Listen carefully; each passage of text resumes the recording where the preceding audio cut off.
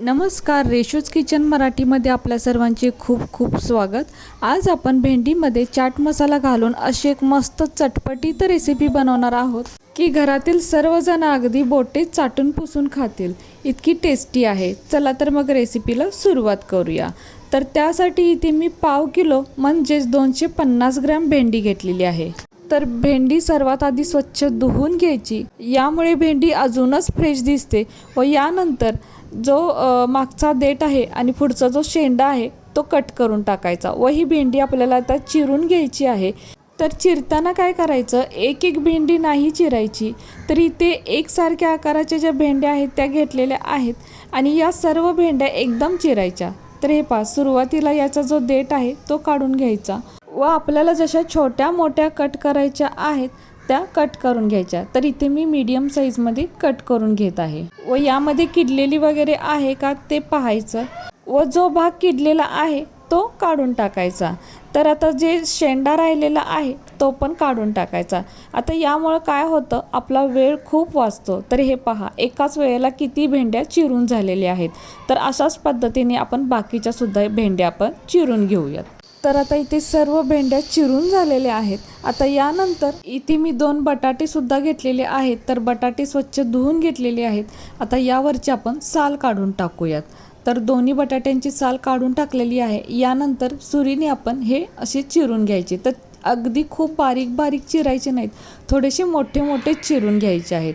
तर हे पहा, या पद्धतीने आता चिरून घ्यायचे आहेत व यानंतर हे बटाटे आपल्याला पाण्यामध्ये घालायचे आहेत। यामुळे काय होतं, बटाट्यांचा स्टार्च निघून जातो आणि बटाटे काळे सुद्धा पडत नाहीत। आता यानंतर गॅसवर एक कढई ठेवायची व कढई थोडी गरम झाली की यामध्ये 2 पळी म्हणजेच 2 मोठे चमचे तेल घालायचे।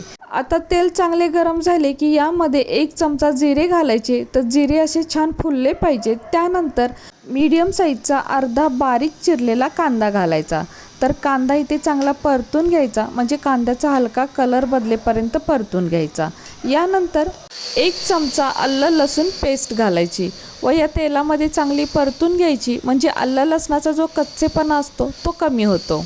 तर आता आलं लसूण पेस्ट चांगली भाजल्यानंतर यामध्ये मीडियम साईजचा अर्धा मोठा चिरलेला कांदा घालायचा। तर इथे एकच कांदा मी अर्धा बारीक आणि अर्धा मोठा चिरून घेतलेला आहे। तर याआधी आपण बारीक चिरलेला कांदा घातलेला आहे। तसेच आता हा कांदा सुद्धा आपल्याला हलका कलर बदलेपर्यंत भाजून घ्यायचा आहे। आता यानंतर एक मीडियम साईजचा कापलेला टोमॅटो सुद्धा घालायचा। तर टोमॅटो इथे मी मोठा मोठा फोडी करून घातलेला आहे। आपल्याला हवं तर टोमॅटो बारीक चिरून सुद्धा आपण घालू शकतो। तर टोमॅटो सुद्धा अगदी मऊ होईपर्यंत या तेलामध्ये परतून घ्यायचा। यानंतर मगाची चिरून ठेवलेला बटाटा यामध्ये घालायचा व तेलामध्ये आपल्याला हा चांगला परतून घ्यायचा आहे। तेलामध्ये चांगला परतून घेतल्यामुळे याची चव अजून वाढते। तर 1 मिनिटभरासाठी हा बटाटा या तेलामध्ये चांगला परतून घ्यायचा। आता यानंतर थोडंसं म्हणजे अगदी पाव वाटी पाणी यामध्ये आपल्याला घालायचं आहे। तर पाण्याचा आपल्याला इथे जास्त वापर करायचा नाही, अगदी वाफेवरच हे आपल्याला शिजवून घ्यायचं आहे। पण बटाट्याच्या फोडी थोड्याशा मोठ्या आहेत म्हणून इथे थोडंसं पाणी घातलेलं आहे। आता यावरती झाकण ठेवून आपल्याला बटाटा इथे थोडासा शिजवून घ्यायचा आहे। तर 2 ते 3 मिनिटातच बटाटा छान शिजला जातो, म्हणजे पूर्ण शिजवून घ्यायचा नाही, अगदी 80% बटाटा आपल्याला इथे शिजवून घ्यायचा आहे। तर आता आपण चमच्याने चेक करूया बटाटा शिजलेला आहे का। तर हे पहा, अगदी बरोबर शिजलेला आहे, खूप जास्त शिजवून घ्यायचा नाही। आता यानंतर छोटा पाव चमचा हिंग घालायचा, तसेच छोटा अर्धा चमचा हळद व 1 चमचा लाल तिखट व अर्धा चमचा गरम मसाला। त्यानंतर 1 चमचा चाट मसाला। तर चाट मसाला यामध्ये आवर्जून वापरा। चाट मसाला घातल्यामुळे या रेसिपीची चव इतकी छान होते ना, खरंच तुम्ही एकदा नक्की वापरून पहा, मग तुम्हाला याची टेस्ट कळेल, इतकी टेस्टी ही रेसिपी होते। आता घातलेले सर्व मसाले 1 मिनिटभरासाठी या तेलामध्ये परतून घ्यायचे, म्हणजे मसाल्यांची टेस्टसुद्धा अजून वाढते। आता यानंतर चिरून ठेवलेली भेंडी यामध्ये घालूया। तर गॅसची फ्लेम आपल्याला इथे बारीकच ठेवायची आहे आणि ही भेंडी या तेलामध्ये चांगली परतून घ्यायची, म्हणजे घातलेले सर्व मसाले या भेंडीमध्ये चांगले मिक्स होतात। शिवाय भेंडी तेलामध्ये चांगली परतून घेतल्यामुळे भेंडी एकदम टेस्टी होते आणि शिवाय ती चिकट होत नाही। शिवाय यामध्ये आपण लाल तिखट, गरम मसाला वापरलेला आहे, तो आपल्या तिखटाच्या अंदाजानुसार कमी जास्त करू शकतो। शिवाय इथे भेंडी खूप बारीक चिरायची नाही, नाहीतर ती खूप चिकट होते. तर इथे मी अशी मीडियम साईजमध्ये भेंडी ठेवलेली आहे. तर यामध्ये आपण अजून मीठ घातलेलं नाही. तर आता इथे चवीपुरते म्हणजे छोटा अर्धा चमचा मीठ घालूयात. तसेच आता यामध्ये 1 चमचाभर आपल्याला पाणी घालायचं आहे. यापेक्षा जास्त पाणी वापरायचं नाही. व पुन्हा एकदा ही भेंडी आपल्याला यामध्ये परतून घ्यायची आहे, म्हणजे घातलेलं मीठ अगदी यामध्ये व्यवस्थित मिक्स होतं. तसेच यामध्ये आपण थोडीशी धना पावडर व जिरा पावडर सुद्धा वापरू शकतो. यामुळे ही भेंडी अजूनच टेस्टी होईल. तर आता भेंडी चांगली परतून झालेली आहे. यानंतर यावरती झाकण ठेवून बारीक गॅसवरती असंच 2 मिनटं ठेवून द्यायचं. तर आता 2 मिनिटांनी आपण झाकण काढून पाहूया. भेंडी शिजायला जास्त वेळ लागत नाही, कारण आपण भेंडी चांगली परतून घेतलेली आहे. तर इथे भेंडी पहा चांगली मऊ झालेली दिसते. आता आपण चमच्याने चेक करून पाहूया की भेंडी शिजली का. तर हे पहा अगदी पटकन तुटते, म्हणजे भेंडी इथे छान शिजलेली आहे. आणि भेंडीचा कलर पहा अगदी हिरवागार कलर राहिलेला आहे, कारण आपण तेलामध्ये चांगली परतून घेतलेली आहे. आता यानंतर पाव वाटी शेंगदाण्याचा कूट घालायचा.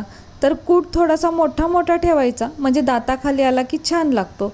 तसेच मूठभर बारीक चिरलेली हिरवी कोथिंबीर घालायची व पुन्हा एकदा हे चांगलं परतून घ्यायचं, म्हणजे कोथिंबीर आणि शेंगदाण्याचं कूट यामध्ये चांगला मिक्स होतो. तसेच यामध्ये खोवलेलं खोबरं जरी घातलं तरी सुद्धा लागेल, अजूनच ते टेस्टी होईल. तर आता शेंगदाण्याचं कूट आणि कोथिंबीर यामध्ये चांगली मिक्स झालेली आहे. यानंतर पुन्हा एकदा यावरती झाकण ठेवायचं व बारीक गॅसवरती 1 मिनिटभरासाठी असंच ठेवायचं. तर आता 1 मिनिटभर झालेलं आहे आणि बघू शकताय आपली मस्त चटपटीत अशी भेंडीची भाजी तयार झालेली आहे. आता गॅस आपण बंद करूया. तर बघू शकताय भेंडीचा कलर अजूनसुद्धा हिरवागारच राहिलेला आहे, म्हणजे भेंडी तेलामध्ये चांगली परतून घेतली की भेंडीचा कलर अगदी छान राहतो. तर हे पहा काय मस्त इथे भाजी तयार झालेली आहे ना. पाहूनच तोंडाला पाणी सुटतं, अगदी भेंडीची भाजी असली तरीसुद्धा.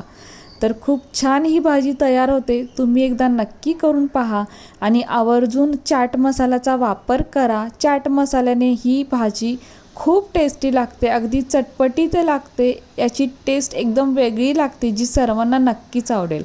तर आता इथे मी एका प्लेटमध्ये ही भाजी काढून घेतलेली आहे.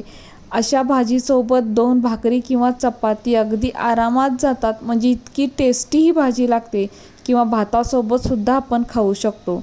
आणि खरंच एकदाही तुम्ही भेंडीची भाजी खाल ना, तर आठवड्यातून 4 वेळा नक्की बनवाल व न खाणारे सुद्धा आवर्जून मागून खातील. इतकी मस्त ही भाजी तयार होते व घरातील सर्वांनाच लहानांपासून मोठ्यांपर्यंत नक्की आवडेल. तसेच कमी वेळेत बनते, घरातील साहित्यात बनते व बनवायला सुद्धा खूप सोपी आहे. खूप सोपी पद्धत आहे ही व खूपच टेस्टी लागते. तर कशी वाटली तुम्हाला ही आजची रेसिपी जर तुम्हाला आवडली असेल तर आपल्या माणसांसोबत नक्की शेअर करा. आणि हो, व्हिडिओ जर तुम्हाला आवडला असेल तर प्लीज आपल्या या व्हिडिओला एक लाईक नक्कीच करा. नवीन असाल तर चॅनलला सबस्क्राईब करा, सोबत बेल आयकॉन प्रेस करा, म्हणजेच मी बनवलेले असेच नवनवीन रेसिपी सर्वात आधी तुम्हाला मिळतील. आता पुन्हा भेटू अशाच एका नवीन रेसिपीसोबत.